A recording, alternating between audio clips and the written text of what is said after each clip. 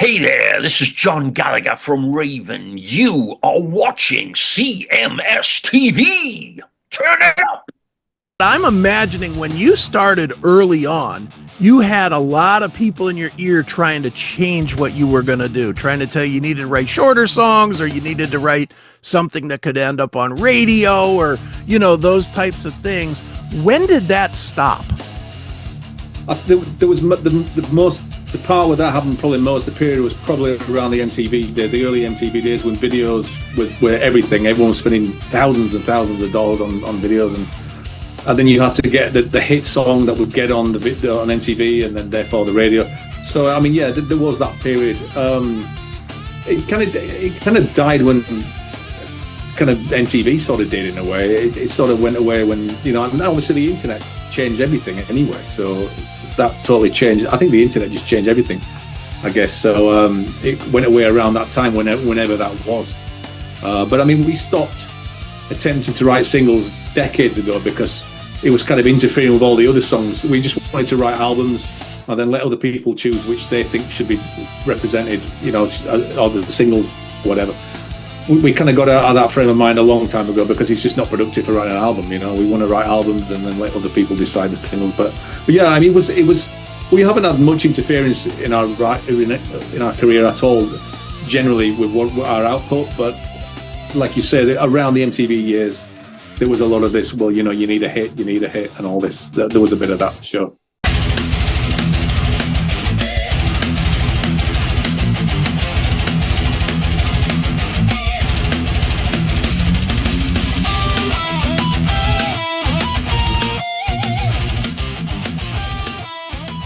Chris Aiken Presents. I, of course, am Chris Aiken, and today on the show, we are about to bring in some misery for you folks. Paradise Lost is back. They have a brand new release called Ascension. It is out by the time you are seeing this. And here to talk all about it is the master of misery himself, Mr. Nick Holmes. Nick, how are you, man?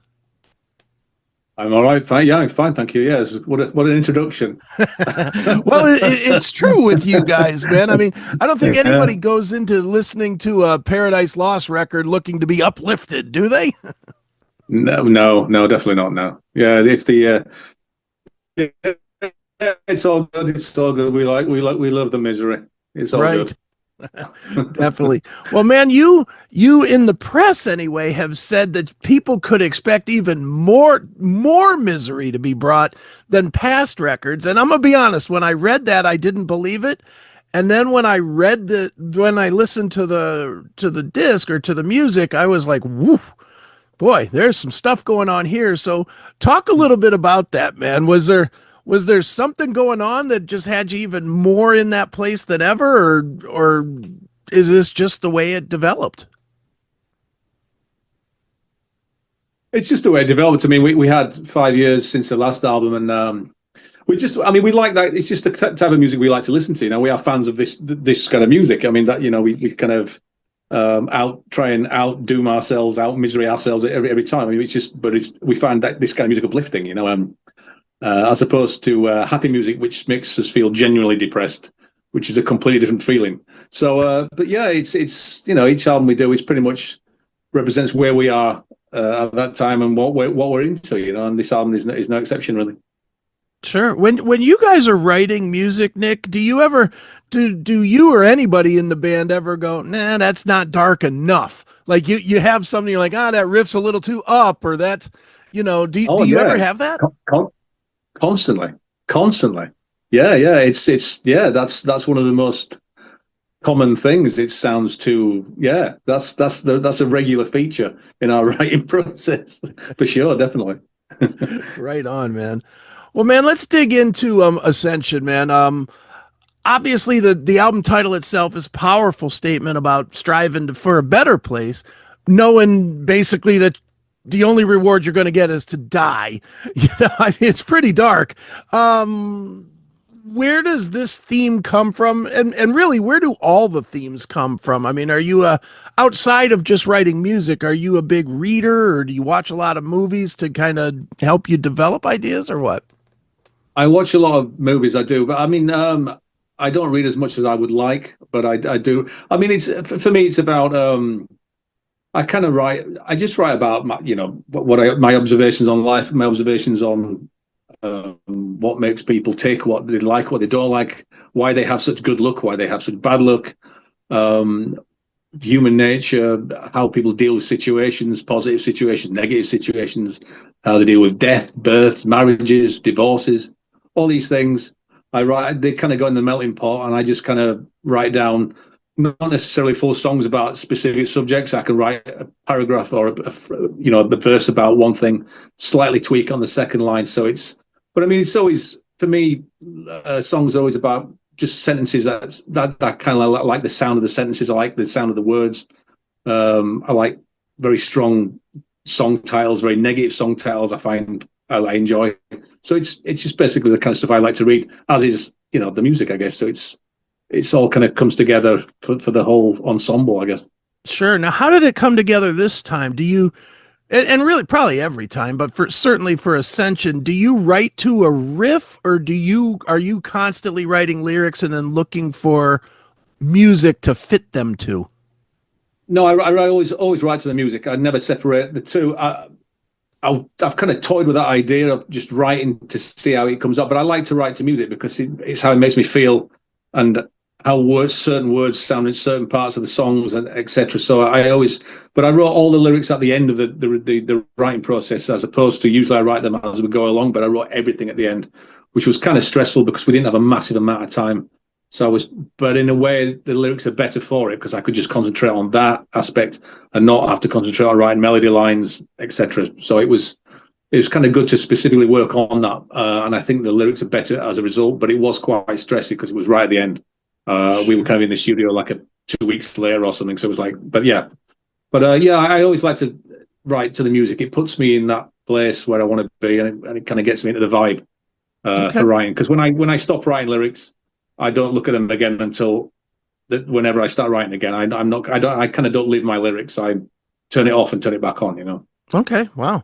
You're one of the few that does that. Almost every musician I ever speak to, whether they're a guitar player or a singer or whatnot, they always tell me about how their phone is loaded with ideas, that there's 4,000 ideas. I do have ideas, but I don't actually write anything. I mean, song titles. I've got hundreds of song titles on my phone for sure.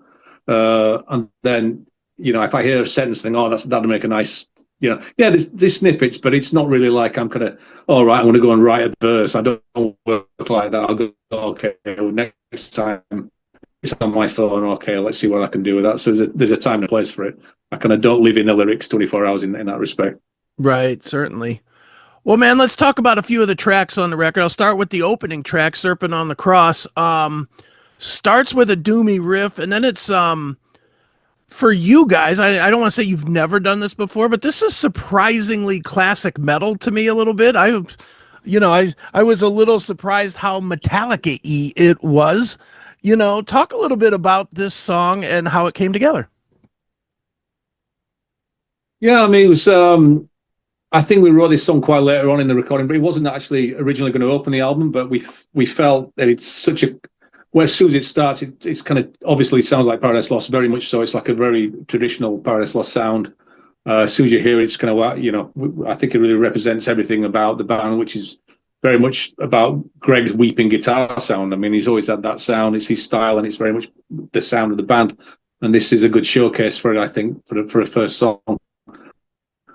But yeah, I mean, it's definitely got classic metal marks. A lot of the songs have.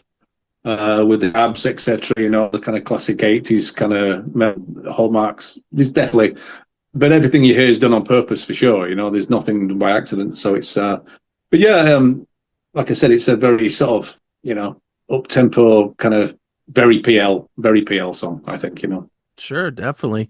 And then another one I wanted to ask you about, which certainly fits the world today, would be Silence Like the Grave. Obviously, it talks about, how pointless war is. Talk a little bit about this one, and talk about, for you, how much reality do you put in versus kind of keeping it a little bit abstract so people can form their own opinion on what you're trying to say?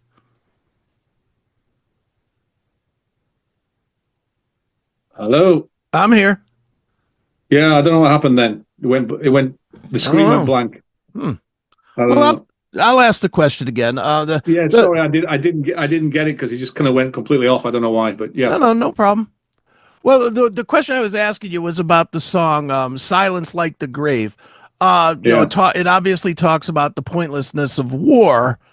Where is that line for you between making any sort of a hard political statement versus writing material that means something but is abstract enough that people still can put their own message to it? I don't want to make any political statement at all. Really, it's just about kind of knocking things down and rebuilding. It's like you knock and rebuild. It's kind of like the definition of insanity is keep doing the same thing and expecting a change. That phrase is pretty much what I based that song around. Expecting a different result from doing the same thing again and again. It's more about that. I mean, you could almost put war in that category because it doesn't really serve any purpose, I don't think. But yeah, when it comes to getting on soapboxes, I just don't do that. For me, music's about escapism. The lyrics are about life, which is real, I guess, but they're written in, hopefully, a more kind of poetic manner than just kind of writing things in black and white. You can see that as soon as you switch on your phone every day. So I'm not really interested in that aspect. Right on, man. Well, dude, obviously, man, you have this new album, Ascension, and, for any metal band, Paradise Lost included, when you have a new record, there's always people looking to hear it live. What does touring look like for you guys for, I guess, the rest of this year and next year? And do you anticipate, the festivals and all the stuff that most people do in 2026? Yeah, we've got a European tour starting in October. I guess that'll see us through till the end of the year. Then next year, we're going to be hopefully coming over the States again and doing a bit more work over there. Hopefully more East and West Coast, more of that rather than just East Coast. Last time was just East Coast. Hope we can do some more shows West Coast as well. Yeah. Again, we just want to spend more time in the States. Hopefully next year. Then we're doing a second leg of European tour, and I guess that will lead us up into the summer festivals, largely European summer festivals. But we'll play wherever anybody wants us. We will show up. Right on. Now, Nick, I got to ask you, man, I got a couple questions just kind of more historical about you guys. First thing that is very obvious to me, you guys have been able to keep basically the lineup together. Other than the drummers, you have kept the lineup together for the entire length of the band, which that never happens for a band that's 35 years old.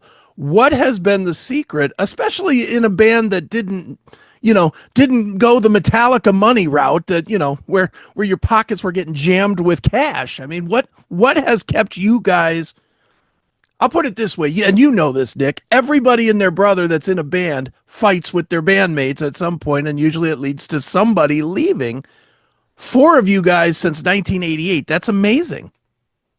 I think it's a couple of things. I think we started the band for very humble reasons. We were all fans of this type of music, and we still are. Our music tastes are still very similar. We still like the same kind of music, really, more or less. A few people like other things, but generally speaking. The second thing is we're all Yorkshiremen. We all come from Yorkshire in the UK, and we all have a very similar sense of humor. Sense of humor is absolutely paramount in everything, I think. Ironically, the music's nothing like that, but certainly, we do like to have a laugh. We have very similar sense of humor. And thirdly, I think we turned professional as a band very young, so we kind of close the doors on any other occupation. So this is what we do, and that's kind of keeps us together as well, I think. So it's a combination of those three has seen us through the last 37 years, I guess. Right. I mean, it's an amazing run, to say the least. Yeah, it's a long time. Was there, and I'm guessing at this, and you can just tell me I'm straight up wrong, and that's fine, but I'm imagining when you started early on, you had a lot of people in your ear trying to change what you were going to do, trying to tell you needed to write shorter songs, or you needed to write something that could end up on radio, or, those types of things. When did that stop? There was the part where that happened probably most, the period was probably around the MTV day, the early MTV days, when videos were everything. Everyone was spending thousands and thousands of dollars on videos, and then you had to get the hit song that would get on the video on MTV, and then therefore the radio. So I mean, yeah, there was that period. It kind of died when kind of MTV sort of did in a way. It sort of went away when, you know, and obviously the internet changed everything anyway. So that totally changed. I think the internet just changed everything, I guess. So it went away around that time, whenever that was. But I mean, we stopped attempting to write singles decades ago because it was kind of interfering with all the other songs. We just wanted to write albums and then let other people choose which they think should be represented, you know, or the singles or whatever. We kind of got out of that frame of mind a long time ago because it's just not productive for writing an album. You know, we want to write albums and then let other people decide the singles. But yeah, I mean, it was. We haven't had much interference in our career at all, generally with our output. But like you said, around the MTV years, there was a lot of this. Well, you know, you need a hit, and all this. There was a bit of that, sure. Sure, no question.